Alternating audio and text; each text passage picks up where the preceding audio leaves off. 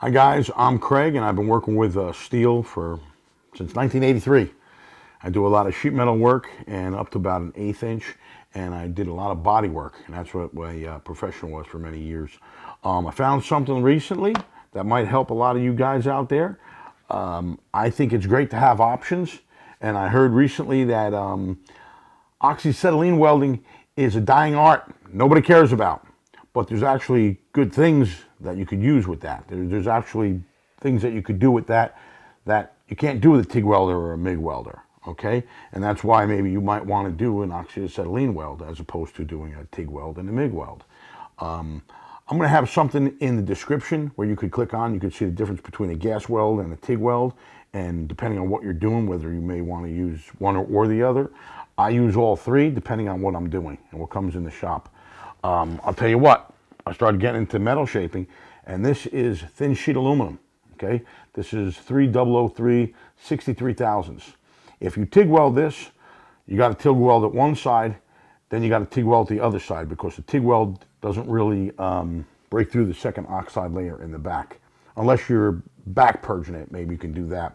But if you're oxyacetylene welding it and you weld the right way, you'll get full penetration. The oxyacetylene welding, it's the most malleable ductile weld there is. MIG welding is actually hard. It's much harder because it's instant on, instant off. It's a very concentrated heat affected zone. The panel pulls out a lot of the heat and it becomes a hard weld. As far as TIG welding goes, it's more malleable and ductile than a MIG weld, but nowhere near as malleable and ductile as a gas weld. So if I'm going to bend, shape, form, shrink, stretch, anywhere near that weld, or I'm going to metal finish, a lot of times I do like to use a gas weld, instead of a TIG welder or a MIG welder.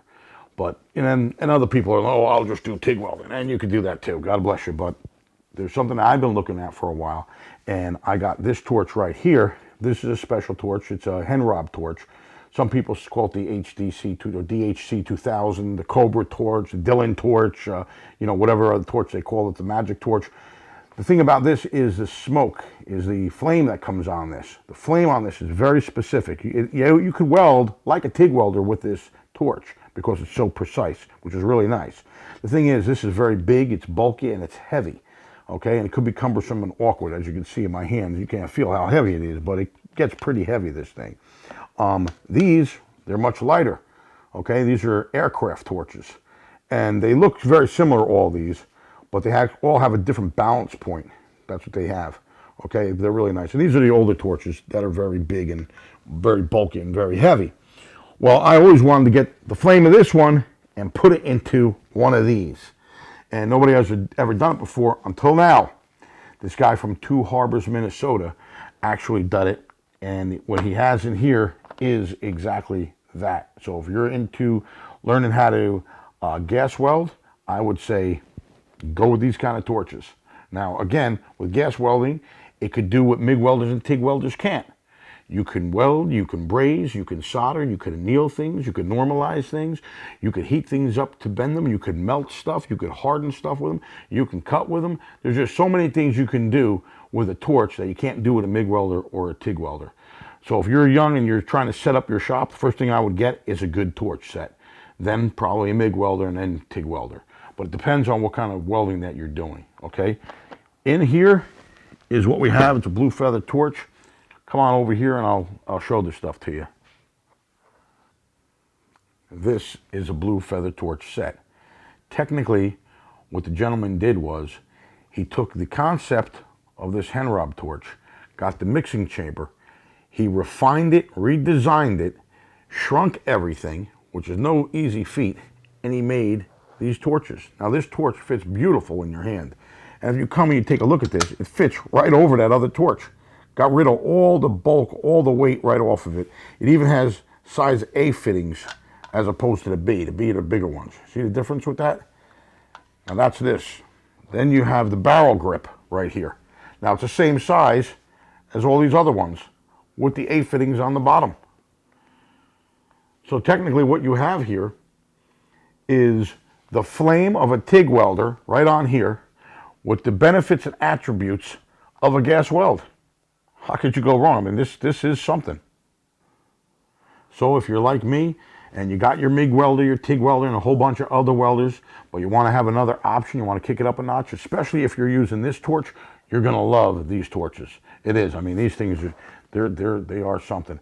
If you're working with, say, jewelry, if you're working with gunsmithing, sport aviation, restoring cars, trucks, motorcycles, airplanes, whatever you're doing, you may want to use one of these.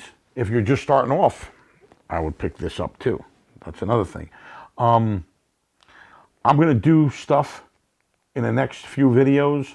I'm not sure exactly when, but I want to do it where I get these torches and I put them against these torches. Then I weld aluminum, steel, and stainless steel with these, and I do it with a TIG welder and a MIG welder and compare them and see what the difference is. Maybe a hardness test on all the welds. That's coming up. What else can I tell you? Link in the description. You click on the link in the description, it's going to be about TIG versus gas welding or oxyacetylene welding. Maybe you could learn something from that, when you might want to use it, maybe when you might not want to use it. I know everybody has their own way of doing things, but something that you can learn. It's very cool. What else could I tell you? BlueFeatherTorch.com. Blue Feather Torch in your browser if you want to pop it in there in Google. The guy's name is Dan Murphy, who invented these and makes these. It's a little boutique torch company out of Two Harbors, Minnesota. It's a family-owned company, so a lot of times you will get to talk to him, as opposed to having a big conglomerate where it's just salespeople that you're talking to. To me, that means something. Okay? And what else can I tell you? That's about it, I think. You guys do what you're doing. Have a great day, and watch out for the next video. Take care.